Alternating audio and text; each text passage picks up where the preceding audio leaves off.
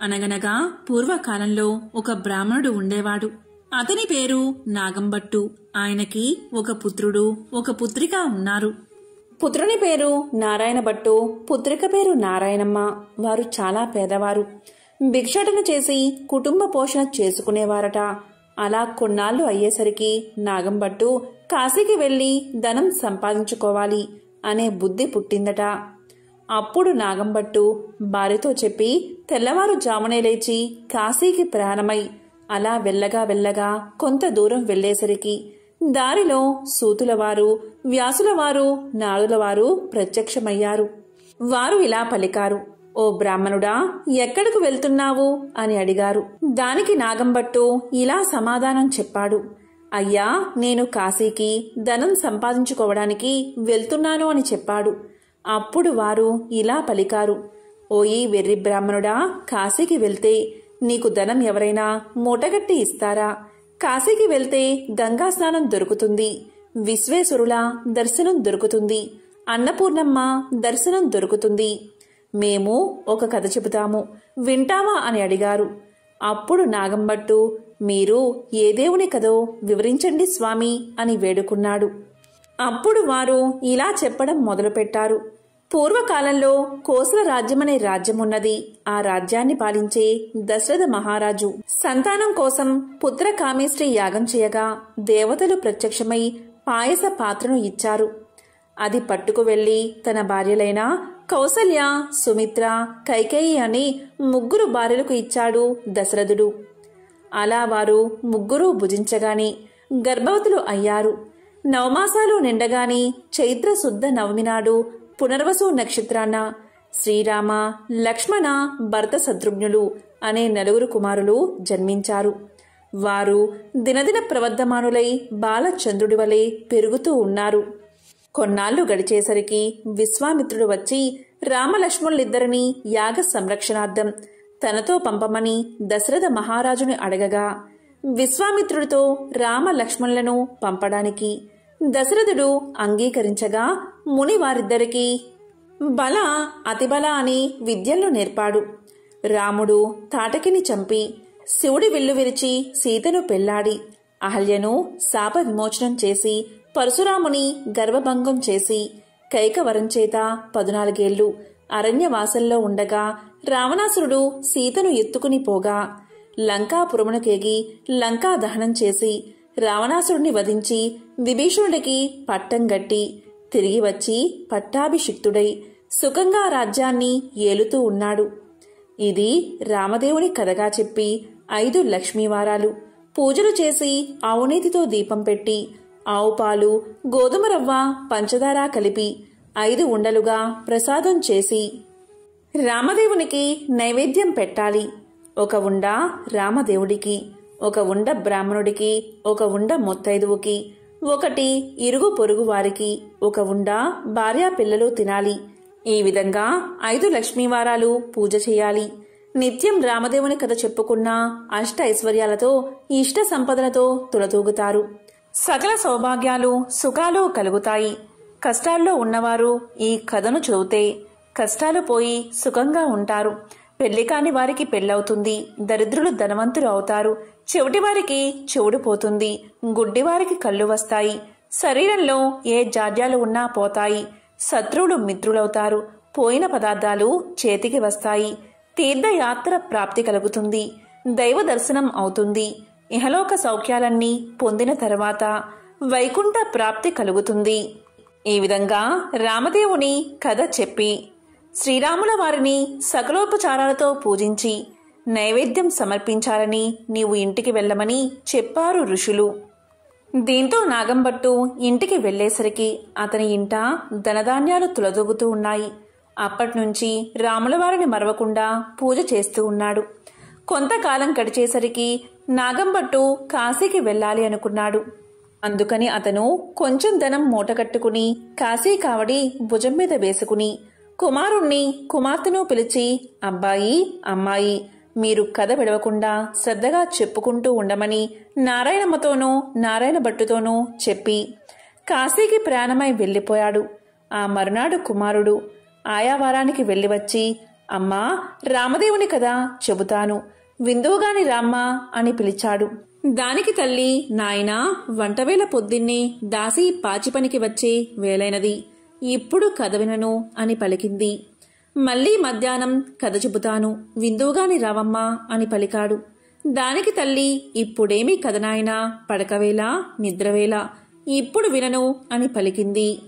సాయంత్రం అయిన తర్వాత మంగళహారతులిచ్చి తిరిగి అమ్మను పిలవగా ఆమె పాలు కాచి తోడు వేయాలి, బంగారం వెండి దాచాలి అని చెప్పింది. నారాయణ భట్టు ఈమెకు దరిద్రకాలం సంభవించుచున్నది అని తలిచి పడుకున్నాడు. దీంతో రామదేవునికి కోపం వచ్చి ఎలా వచ్చిన ఐశ్వర్యాలు అలాగే వెళ్లిపోగా బిందెలు, చెంబులు, గిన్నెలు అన్నీ దొరలి ఇరుగు పొరుగు వారి ఇళ్లకు వెళ్లిపోయాయి. పూర్వం నుంచి ముష్టి ఎత్తుకుని చిల్లు రాగి చెంబు కూడా దొర్లి వెళ్లిపోతూ ఉండడం వల్ల అప్పుడు నారాయణమ్మ చూసి, అమ్మా, అదైనా ఉంచమని కోరవే అమ్మా అని చెప్పగా ఆమె అదైనా ఉంచు రామదేవుడా తండ్రి అని వేడుకోగా ఆ చెంబు తప్ప మిగతావన్నీ వెళ్లిపోయాట. వారి గూటిలో ఉన్న వెండి కంచం కూడా దొర్లిపోతూ ఉండగా అప్పుడు ఆమె కంచం అంచు పట్టుకుని లాగినదట. సగం అంచు వారికి, సగం అంచు పొరుగువారికి వెళ్లిపోయిందట. మరునాటి ఉదయమున ఆమె వారింటికి నిప్పు కోసం వెళ్లి వారింట్లో ఉన్న కంచం అంచు మాదే అన్నదట. మీ కంచం అంచు మా ఇంటికి ఎలా వచ్చిందమ్మా? మేము మీ ఇంటికి వచ్చామా, మీరు మా ఇంటికి వచ్చారా, కాబట్టి ఆ కంచం మాదే అన్నారట. అలా కాదు, మా ఇంట్లో కూడా కంచం అంచు ఉంది, పట్టుకుని వస్తానని రెండూ దగ్గర పెట్టి చూడగా రెండూ అతుక్కుపోయాయట. మాది అని వారు పుచ్చుకున్నారట. దీంతో సిగ్గుపడి ఇంటికి వచ్చిందట తల్లి. అప్పుడు కుమారుడు చూసి, ఏమన్నారమ్మా అని అడగగా మాదే అని వారే పుచ్చుకున్నారని సమాధానం చెప్పిందట. అప్పుడు కుమారుడు, ఇప్పుడు రామదేవుని కథను చెబుతాను, వింటావమ్మా అని అడిగాడు. నేను కథ వినను, కార్యము వినను, ఏ పని పాటో చేసుకుని బతుకుతా కాని రామదేవుని కథ మాత్రం వినను అని పలికింది తల్లి. దీంతో ఎలా వచ్చిన ఐశ్వర్యం అలాగే వెళ్లిపోయింది. నీ చెల్లెల్ని మాత్రం తీసుకుని వెళ్లి ఎవరికైనా ఇచ్చి పెళ్లి చేయమని చెప్పింది తల్లి. ఆమె ఆజ్ఞ ప్రకారంగా నారాయణ భట్టు ప్రయాణమయ్యాడు. వారు ఊరు చివరికి వెళ్లేసరికి కాశీకి వెళ్లిన నాగంభట్టు తిరుగు ప్రయాణమై ధనం మూటగట్టుకుని వస్తున్నాట. కొంత దూరం వచ్చేసరికి ఆయన ఊరు చివరకు వచ్చినారు. అక్కడ కోనేరు కనిపించింది. ఆ కోనేరులో కాలు కడుక్కుంటూ ఉండగా ఎక్కడ్నుంచో ఒక పెద్ద గరుడ పక్షి వచ్చి ఆ డబ్బు మూటను ఎత్తుకుపోయింది. అయ్యో అని నాగంభట్టు విచారిస్తూ ఇంటికి వస్తూ ఉండగా కొంత దూరం వచ్చేసరికి నారాయణమ్మను, నారాయణ భట్టును చూసి, అబ్బాయి, అమ్మాయి, మీరు సుఖంగా ఉన్నారా అని అడిగాడు.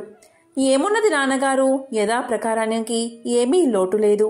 మీరు వెళ్ళినది మొదలు కథ చెబుతాను వినమంటే అమ్మ వినలేదు.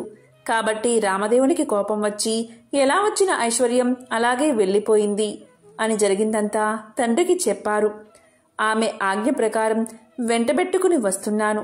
మీ ఆజ్ఞ ఏమిటి నాన్నగారు అని నారాయణ భట్టు తండ్రిని వేడుకోగా, సరే అలాగే చేయమని చెప్పి నాగంభట్టు విచారిస్తూ ఇంటికి వెళ్ళాడు. నారాయణ భట్టు నారాయణమ్మను వెంటబెట్టుకుని వెళ్తూ ఉన్నాడు. వెళ్ళగా వెళ్ళగా కొంత దూరం వెళ్లేసరికి నారాయణ భట్టుకు ఒక బ్రాహ్మణుడు కనిపించాడు. ఓ బ్రాహ్మణుడా, నీకు నా చెల్లెల్నిచ్చి పెళ్లి చేస్తాను, చేసుకుంటావా అని అడిగాడు. దానికి ఆ బ్రాహ్మణుడు, నాకు పెళ్లి వద్దు, పేరంటము అక్కర్లేదని చెప్పాడు. మర్రా నారాయణ భట్టు చెల్లెల్ని వెంటబెట్టుకుని కొంత దూరం వెళ్లేసరికి ఇంకొక బ్రాహ్మణుడు కనిపించాడు. అప్పుడు నారాయణ భట్టు ఆ బ్రాహ్మణుడితో, ఓ బ్రాహ్మణుడా, నా చెల్లెల్నిచ్చి పెళ్లి చేస్తాను, చేసుకుంటావా అని అడిగాడు. దానికి ఆ బ్రాహ్మణుడు కూడా, నాకు పెళ్లి వద్దు, పేరంటము వద్దు, ఇదివరకే 2 భార్యలున్నారు అని సమాధానం చెప్పాడు. మరలా నారాయణ భట్టు నారాయణమ్మను వెంటబెట్టుకుని వెళ్తూ ఉండగా త్రోవలో ఒక పెద్ద పూల తోట కనిపించింది. ఆ తోటలో అన్నా చెల్లెలు కూర్చుని రామదేవుని కథ చెప్పుకుంటూ ఉండగా ఎక్కడ్నుంచో ఒక బ్రాహ్మణ యువకుడు వచ్చి పూలు కోసుకుంటూ ఉండగా ఆ యువకుణ్ణి చూసి నారాయణ భట్టు, ఓ బ్రాహ్మణుడా, నీకు నా చెల్లెల్నిచ్చి పెళ్లి చేస్తాను, చేసుకుంటావా అని అడిగాడు. దానికి ఆ బ్రాహ్మణుడు పెళ్లి చేస్తానంటే వద్దంటానా? కానీ మా గురువుగారు ఉన్నారు, వారి ఆజ్ఞ ప్రకారం ఆయన పెళ్లి చేసుకోమంటేనే చేసుకుంటాను అని సమాధానం చెప్తాడు. అప్పుడు నారాయణ భట్టు మీ గురువుగారు ఎక్కడున్నారు అని అడగగా పలానా తోటలో ఉన్నారని బ్రాహ్మణుడు సమాధానం చెప్తాడు. వెంటనే నారాయణ భట్టు గురువుగారి దగ్గరకు వెళ్లి ఇలా పలుకుతాడు, అయ్యా గురువుగారు, మీ శిష్యుడికి నా సోదరునిచ్చి పెళ్లి చేస్తాను, తమరు ఒప్పుకుంటారా అని అడగగా అంతట గురువుగారు ఇలా పలికారు, బ్రహ్మచారిని గృహస్థుడిగా చేస్తానంటే వద్దంటానా? కాని వాడి దగ్గర చింతాకంత బంగారం లేదు, గోపాదమంతా భూమి లేదు, మీకిష్టమైతే చెయ్యండి, కష్టమైతే మానేయండి అని పలికారు గురువుగారు. అప్పుడు నారాయణ భట్టు గురువుగారికి దండం పెట్టి అలాగ ఎక్కడికో వెళ్లి 4 అరిటాకులు తెచ్చి పందిరి వేసి గుచ్చిన ముత్యాల తోరణాలు కట్టి గుచ్చని ముత్యాలు తలంబ్రాలు పోసి 70 యాగాల నారాయణమ్మనిచ్చి పెళ్లి చేశాడు. వారు అక్కడే కూర్చుని కథ చెప్పుకున్నారట.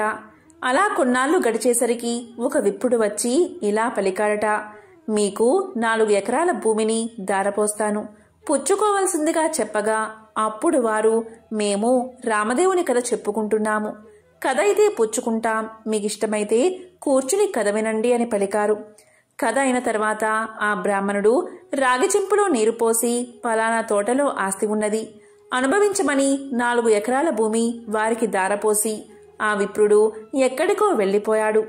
ఆ 4 ఎకరాల భూమి అనుభవిస్తూ కథ చెప్పుకుంటూ అక్కడే ఉండిపోయారు. అలా కొన్నాళ్లు గడిచేసరికి ఆ ఊరి రాజుగారు ఒక భవనం కట్టించి కొంత ధనం పుణ్య దంపతులకు దారపోయాలని చూస్తున్నారట. ఎక్కడ వెతికినా సరైన పుణ్య దంపతులు రాజుకు దొరకలేదు.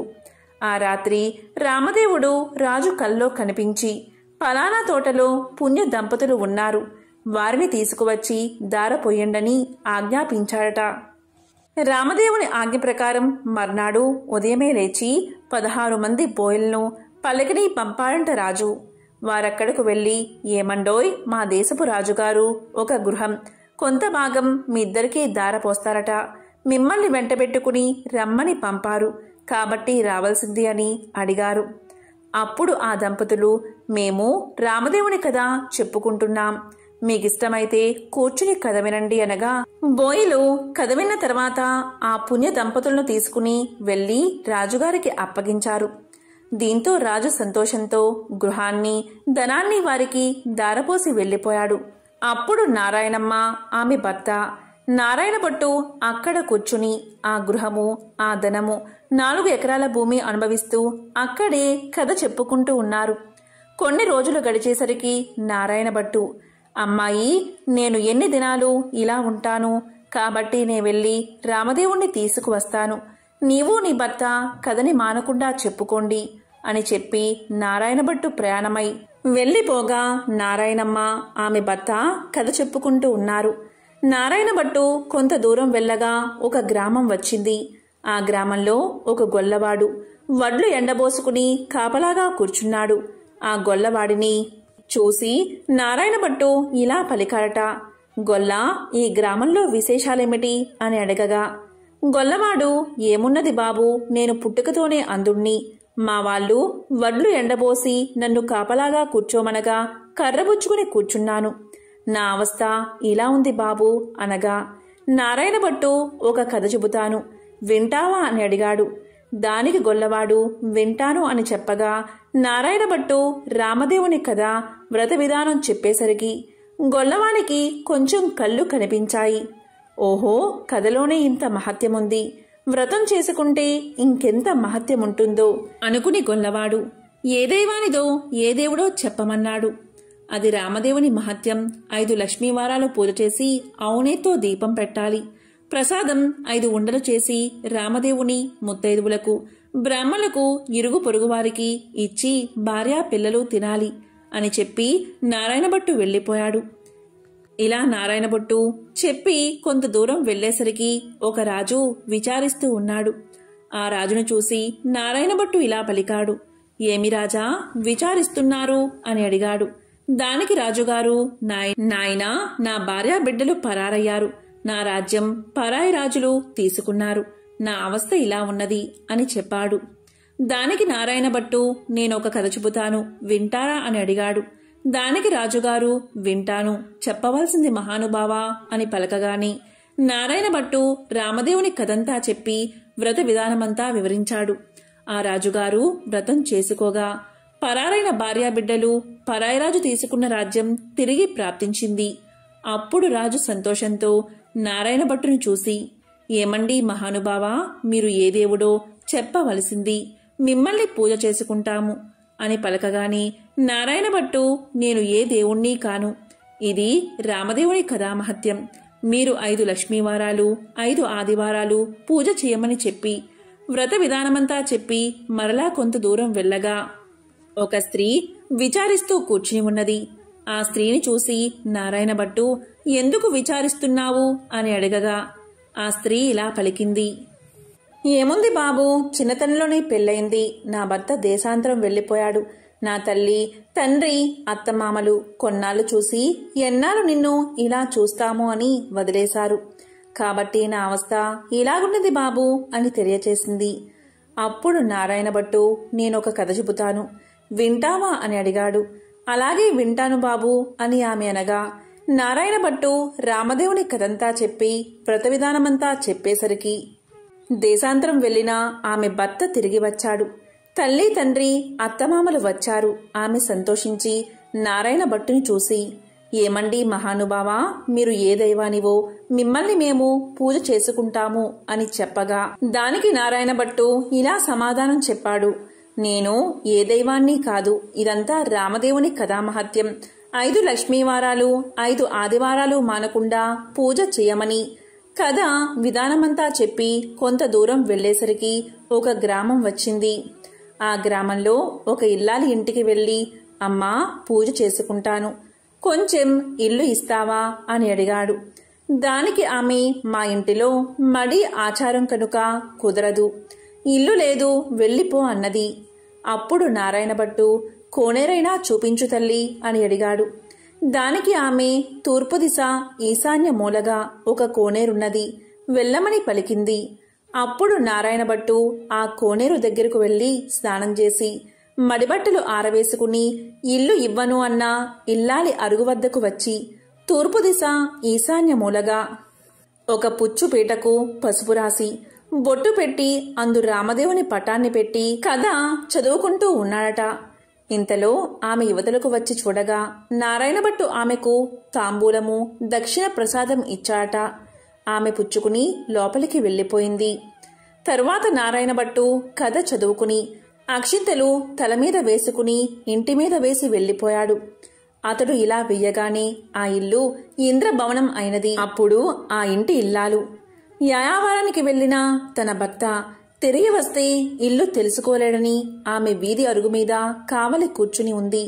ఇంతలో ఆమె భర్త ఎడమోటా పెడమోటా వేసుకుని ఇల్లు కానక కంగారు పడి అక్కడ నిలబడి ఉన్నాడు. ఆమె చూసి ఇల్లు ఇదే, ఇలా రండి అని పలకగా ఆమె భర్త ఇది మన ఇల్లు కాదు, నేను రానని సమాధానం చెప్పాడు. కాదండి, ఇది మన ఇల్లే, ఇలా ఎందుకైతో చెబుతాను వినండి. ఎక్కడ్నుంచో ఒక బ్రాహ్మణుడు వచ్చి పూజ చేసుకుంటాను, ఇల్లు ఇవ్వమన్నాడు. నేను ఇవ్వనని సమాధానం చెప్పాను. అప్పుడు అతను ఒక కోనేరైనా చూపించమన్నాడు. అప్పుడు నేను తూర్పు దిశగా ఈశాన్యమూల కోనేరున్నదని చెప్పాను. అతడు కోనేరు దగ్గరకు పోయి స్నానం చేసి మడిబట్ట ఆరవేసుకుని మన అరుగు మీదకు వచ్చి ఒక పీటకు పసుపు రాసి బొట్టు పెట్టి తూర్పు దిశ ఈశాన్యమూలగా పెట్టి అందు రామదేవుని పటాన్ని పెట్టి పూజ చేసి ఆవు పాలు గోధుమ నూక పంచదార కలిపి ప్రసాదంగా ఉండలు చేసి రామదేవుడికి నైవేద్యం పెట్టి కథ చెప్పుకుంటూ ఉన్నాడు. నేను బయటకు వచ్చేసరికి తాంబూలాది దక్షిణ ప్రసాదాలు నాకు ఇచ్చాడు. నేను లోపలికి వెళ్లిపోయి తిని కూర్చున్నాను. అతడు కొన్ని అక్షింతలు తల మీద వేసుకుని మరికొన్ని అక్షింతలు మన ఇంటి మీద వేసి వెళ్లిపోగా ఇల్లు ఇలా ఇంద్రభవనంగా మారింది. ఇదంతా ప్రసాద మహత్యమని పలికింది ఆ ఇల్లాలు. దానికి ఆమె భర్త, ఆయన పూజ చేసుకుంటానంటే వద్దన్నావా? నిర్భాగ్యురాలా, పాపిష్టిదానా, అతడు ఏ దిశగా వెళ్లాడో చెప్పు అని పలకగా ఈశాన్య మూలగా వెళ్లాడని భార్య తెలియచేసింది. అప్పుడు అతను నారాయణ భట్టుకును వెతుకుతూ బయలుదేరాడు. కొంత దూరం వెళ్ళగా నారాయణ భట్టు ఆ బ్రాహ్మణుడికి కనిపించాడు. అప్పుడా బ్రాహ్మణుడు, ఏమండోయ్ మహానుభావా, మీరు మా ఇంటికి రావలసినది, మిమ్ము పూజించుకుంటామని పలికాడు. దానికి నారాయణ భట్టు, మీ ఇంటికి ఇప్పుడు రాను, రామదేవుని వెతుకుతుంటూ వెళుతున్నాను అని పలకగా, అప్పుడా బ్రాహ్మణుడు, అలా కాదు మహానుభావా, మీరు మా ఇంటికి వచ్చి పూజ చేసుకుంటానంటే మా వాళ్ళు ఇల్లు ఇవ్వనన్నారు. కాబట్టి మాదే తప్పు, మా తప్పు క్షమించి మా ఇంటికి రావలసినది. మీరు ఏ దైవమో చెప్పండి, మిమ్మల్ని మేము పూజించుకుంటాము అని పలికాడు.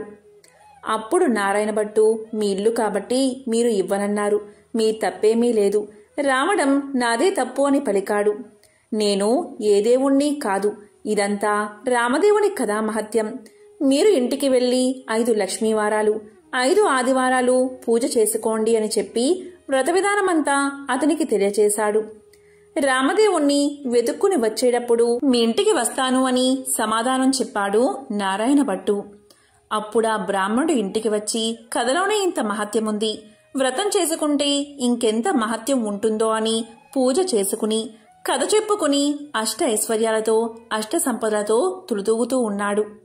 ఇక నారాయణ భట్టు ఎండనక వాననక, తిండనక తెప్పలనక, ఆకలనక దప్పికనక, చెట్టనక పుట్టనక, నీడనక భయమనక, అర్ధరాత్రి అనక అరణ్యాల వెంబడి వెళుతూ ఉండగా కొంత దూరం వెళ్లేసరికి నారాయణ భట్టు మూర్చిల్లి ముఖం తిరిగి పడిపోయాడు. అప్పుడు రామదేవుడికి దయ కలిగి ముసలి బ్రాహ్మణ వేషంతో వచ్చి నారాయణ భట్టు ముఖం తుడిచి లేవదీసి మంచినీళ్లు ఇచ్చి, మా ఇంటిలో భోజనం చేద్దువుగాని రమ్మని పలికాడు. నేను భోజనం మాత్రం చేయను, నేను రామదేవుణ్ణి వెతుక్కుంటూ వెళ్తున్నాను, ఒక కోనేరు మాత్రం చూపిస్తే స్నానం చేసి వస్తాను అని పలికాడు. దానికి ఆ బ్రాహ్మణుడు, తూర్పు దిశలో ఈశాన్య మూల ఒక కోనేరు ఉన్నది, వెళ్ళమని చెప్తాడు. దాంతో నారాయణ భట్టు ఆ కోనేరు వద్దకు వెళ్లి స్నానం చేసి పైకి వచ్చేసరికి అక్కడ ఇంద్రభవనంలా మారిపోతుంది. లోపలకు వచ్చేసరికి సీతమ్మవారు వెండి కంచాలు, వెండి పీటలు, పైడి కంచాలు కనిపించాయి. అప్పుడు నారాయణ భట్టుకు రామదేవుడు సీతమ్మ ఎదురై, మా ఇంటిలో భోజనం చేద్దువుగాని రమ్మన్నారట, నేను భోజనం మాత్రం చెయ్యను, రామదేవుణ్ణి వెతుక్కుంటూ వెళ్తున్నాను అని నారాయణ భట్టు పలికాట. అప్పుడు దానికి నేనే రామదేవుణ్ణి అని చెప్పగా, అయితే కావచ్చు మహానుభావా, నాకు దర్శనం కావాలి అని చెప్పగా, అప్పుడు పులిచర్మంతో, రుద్రాక్షలతో, విభూతి రేఖలతో, నడుమున నాగాభరణంతో, శిరస్సున గంగతో, పక్కన పార్వతీదేవితో, త్రిశూలం త్రినేత్రముతో నంది వాహనుడై ఈశ్వరుడు ప్రత్యక్షమయ్యాడు. అప్పుడు నారాయణ భట్టు వారిని స్తోత్రం చేశాడు. వందే శంభు ముమాపతి సురగురం వందే జగత్కారణం, వందే పన్నగభూషణం మృగధరం వందే పశూనాంపతి, వందే సూర్య శశాంక వహ్నినయనం, వందే ముకుంద ప్రియం, వందే భక్త జనాశ్రయంచ వరదం వందే శివశంకరం అని స్తోత్రం చేయగా ఈశ్వరుడు ప్రత్యక్షమయ్యాడు. అప్పుడు నారాయణ భట్టు విష్ణుమూర్తి కూడా ప్రత్యక్షం కావాలని కోరాడు. అప్పుడు విష్ణుమూర్తి వక్షస్థలమున వనమాలికతో, మెరుపు తీగ వంటి లక్ష్మీదేవితో, శంఖచక్ర గదాధరుడై నెమలి పింఛం ధరించి ప్రత్యక్షమయ్యాడు. అప్పుడు హరిని కూడా ఈ విధంగా స్తోత్రం చేశాడు. శాంతాకారం భుజగశయనం పద్మనాభం సురేశం, విశ్వాకారం గగన సదృశం మేఘవర్ణం శుభాంగం, లక్ష్మీకాంతం కమలనయనం యోగి హృద్యాన గమ్యం, వందే విష్ణుం భవభయహరం సర్వలోకైకనాథం అని స్తోత్రం చేయగా విష్ణుమూర్తి ప్రత్యక్షమయ్యాడు. అప్పుడు నారాయణ భట్టు రామదేవుడు ప్రత్యక్షం అవ్వాలి అన్నాడు. రామదేవుణ్ణి స్తోత్రం చేసేసరికి హనుమ సీతారామ లక్ష్మణ భరత శత్రుఘ్నులు సపరివార సహితంగా శ్రీరామచంద్రుడు ప్రత్యక్షమయ్యాడు. అప్పుడు రామదేవుడు, ఇప్పుడైనా భోజనం చేస్తావా అని నారాయణ భట్టును అడిగాడు. అలాగే చేస్తా, కాని భోజనం అయిన తర్వాత నాతో వస్తానని అభయహస్తమిస్తే భోజనం చేస్తానని పలికాడు. అప్పుడా సీతమ్మ తల్లి 4 కూరలు, నవకాయ పిండి వంటలతో పంచభక్ష పరమాన్నాలు వండి వెండి కంచాలు, పైడి పీటలు వేసి వారు బందుకోటి పరివార సహితంగా నారాయణ భట్టుకు సీత మహాతల్లి భోజనం వడ్డించింది. అందరూ భోజనాలు చేసి లేచి కర్పూర తాంబూలాలు వేసుకున్న తర్వాత నాతో వస్తానని అభయహస్తమిచ్చావు. కావున మా ఇంటికి నాతో రావాల్సిందని కోరాడు నారాయణభట్టు. అప్పుడు నారాయణభట్టు ముందు, రామదేవుడు వెనుక తాను బయలుదేరి వెళ్తున్నారు. అలా కొంత దూరం వెళ్లి నారాయణభట్టు వెనుతిరిగి చూశాడు. అప్పుడా రామదేవుడు కనిపించలేదు. అంత నారాయణభట్టు ముఖం తిరిగి మూర్ఛవచ్చి నేలమీద పడిపోయాడు. అప్పుడు రామదేవుడికి దయకలిగి ఒక ముసలి బ్రాహ్మణ వేషంలో వచ్చి నారాయణభట్టు ముఖం తుడిచి లేవదీసి మంచినీళ్లు ఇచ్చి, ఏమీ ఇలా పడిపోయావు? నాతో నడవలేని వాడవు, నన్ను ఎందుకు రమ్మన్నావు అని అడిగాడు. దేవా, నీ మహిమను బ్రహ్మాది దేవతలు, యోగీశ్వరులు, మునీశ్వరులు తపస్సులు తెలుసుకోలేరు. నీ మహత్యం తెలుసుకోవడానికి నేనెంత వాడని, నా తప్పులు క్షమించి నాతో రావలసినది అని నారాయణభట్టు రామదేవుణ్ణి ప్రార్థించాడు. అప్పుడు రామదేవుడు, అలాగే వస్తానని, నీవు వచ్చేటప్పుడు ఎవరి ఇళ్లకు వెళ్లావో వారి ఇళ్లకు నన్ను కూడా నీ భుజాలపై ఎక్కించుకుని తీసుకెళ్లమన్నాడు. అప్పుడు నారాయణభట్టు రామదేవుణ్ణి భుజాలపై ఎక్కించుకుని కొంత దూరం వచ్చేసరికి ఇల్లు ఇవ్వను అని చెప్పిన ఇల్లాలి ఇంటికి వచ్చారు. అక్కడ ఆ ఇల్లాలు ఆమె భర్త కూర్చుని రామదేవుని కథ చెప్పుకుంటున్నారు. వారి భక్తికి మెచ్చి వారికి అష్ట ఐశ్వర్యాలు, ఆయురారోగ్యాలు ఇచ్చి కాపాడి రక్షించాడు రామదేవుడు. మరికొంత దూరం వచ్చేసరికి గొల్ల ఇల్లు వచ్చింది. ఆ రోజు ఆదివారం. నారాయణభట్టు చెప్పిన మాదిరి పూజ చేసుకుని కథ చెప్పుకుంటున్నారు. వారిని మెచ్చి ఐశ్వర్యాలు, ఆయురారోగ్యాలు ఇచ్చి సిరి సంపదలు ఎడబాయకుండా వారిని కాపాడి రక్షించారట. ఇంకా కొంత దూరం వచ్చేసరికి చెల్లెలి ఇల్లు వచ్చింది. అక్కడ వారు రామదేవుని కథ చెప్పుకుంటూ బంగారపు ఉయ్యాల్లో ఊగుతున్నారు. వారిని మెచ్చి ఆయురారోగ్యాలు ఇచ్చి సిరి సంపదలు ఇచ్చి కాపాడి రక్షించాట రామదేవుడు. అప్పుడు నారాయణమ్మ తన ఇంటికి అన్నయ్య వచ్చాడని కాళ్ళు కడుక్కోవడానికి నీళ్ళిచ్చి దాహానికి మజ్జిగ ఇచ్చి మర్యాద చేసింది. అప్పుడు నారాయణభట్టు ఇలా పలికాడు, అమ్మాయి, నన్నిలా మర్యాద చెయ్యక్కర్లేదు. నేను రామదేవుణ్ణి తీసుకువచ్చాను. నీవు నీ భర్త మా ఇంటికి రావాలి, మనమందరం పూజ చేసుకుందాము అని చెప్పాడు. అప్పుడామె సంతోషంతో అలాగే వస్తానని పలికింది. నారాయణమ్మ ఆమె భర్తతో, నారాయణభట్టు రామదేవునితో సహా వారందరూ బయలుదేరి వారి గ్రామం పొలిమేరకొచ్చేసరికి గ్రామంలోని వారు కొందరు చూసి పరుగున వెళ్లి వారి తల్లిదండ్రులతో ఇలా పలికారు, ఏమండోయ్ నాగంభట్టుగారు, మీ అబ్బాయి, అమ్మాయి, అల్లుడు ఇంకా ఎవరో బయలుదేరి వస్తున్నారు అని పరుగు పరుగున వెళ్లి చెప్పారు. అప్పుడు నారాయణభట్టు తల్లిదండ్రులు పరుగున వచ్చి సంతోషంతో కొడుకుని కూతుర్ని కౌగలించకబోయారట. అప్పుడు నారాయణభట్టు చూసి, అమ్మా, నన్ను ముట్టుకోవద్దు.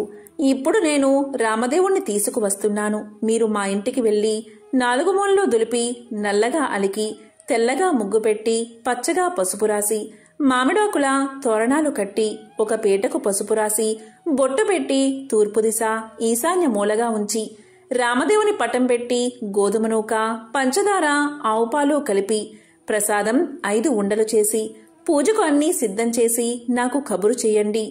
అప్పుడు నేను రామదేవుణ్ణి తీసుకువస్తాను అని చెప్పాట. వారు సంతోషంతో ఇంటికి వచ్చి 4 మూల్లా దులిపి అలికి ముగ్గులు పెట్టి పచ్చగా పసుపు రాసి మామిడాకుల తోరణాలు కట్టి 4 మూల్లా వెతకగా ఒక పుచ్చుపీట కనిపించింది. ఆ పీటకు పసుపు రాసి బొట్టు పెట్టి కుమారుడు చెప్పిన ప్రకారంగా సిద్ధం చేశారు. నీవు రామదేవుణ్ణి తీసుకురమ్మని కుమారుడికి కబురు పంపారు. అప్పుడు నారాయణభట్టు సంతోషంతో రామదేవుణ్ణి భుజాలపై ఎక్కించుకుని ఆ గ్రామం 4 వీధులు ఊరేగించి ఇంటికి తీసుకువచ్చి రామదేవుడితో, తండ్రి, మా ఇంటిలో మీరు కుడిపాదం పెట్టాలని ప్రార్థించాడు. అప్పుడు రామదేవుడు వారి ఇంట్లో కుడిపాదం పెట్టేసరికి పెద్ద ఇంద్రభవనంగా మారిపోయింది. అప్పుడు నారాయణభట్టు రామదేవుడితో ఇలా పలికాడు, అపరాధిని కాబట్టి నాకు ఉన్న ఈ పుచ్చుపీటయే సింహాసనమనుకుని దయ ఉంచి తమను కూర్చోవలసింది అని వినయంగా ప్రార్థించాడు. ఆ మాట రామదేవునికి జాలి కలిగి ఆ పీట మీదే కూర్చునేసరికి అది వజ్రాలు, వైడూర్యాలు, కెంపులు, మాణిక్యాలతో చేసిన బంగారపు సింహాసనంగా మారిందట. అందు హనుమ, సీత, లక్ష్మణ, భరత, శత్రుఘ్నాది సపరివార సహితంగా శ్రీరామచంద్రమూర్తి తన ఇంటిలో ఆసీనులై వెలిసారట. అప్పుడు రామదేవుని వ్రతం చేసుకుందామనేసరికి అంతలోనే ఎక్కడ్నుండో ఒక బీద బ్రాహ్మణుడు వచ్చి ఏమండోయ్ నాగంభట్టు గారు, మీ అబ్బాయికి మా అమ్మాయినిచ్చి పెళ్లి చేస్తాం, ఒప్పుకుంటారా అని అడగగా, పెళ్లి చేస్తానంటే వద్దంటానా బాబు, అలాగే చేసుకుంటాము అని పలికాడట నాగంభట్టు. నాగంభట్టు గారు పచ్చని పందిర్లు వేయించి గుచ్చిన ముత్యాల తోరణాలు కట్టి గుచ్చని ముత్యాలు తలంబ్రాలు పోసి 70 యాగాల నారాయణభట్టు పెళ్లి చేశాడు. నారాయణభట్టు పెళ్లిన తర్వాత నాగంభట్టు భార్య, నారాయణభట్టు భార్య నారాయణమ్మ, ఆమె భర్త వారంతా రామదేవుని వ్రతం చేసి 5 లక్ష్మీవారాలు 5 ఆదివారాలు పూజ చేసి నైవేద్యం పెట్టి కథ మానకుండా చెప్పుకుంటూ ఉండగా వారి భక్తికి మెచ్చి రామదేవుడు వారిని రక్షించాట, సకల ఐశ్వర్యాలను కలిగించాట, ఆరోగ్యంగా జీవించేలా వరాన్ని ప్రసాదించాట. ఈ నోము ప్రపంచమంతా నోచిన వారందరూ అష్ట ఐశ్వర్యవంతులై సుఖంగా ఉండిరి.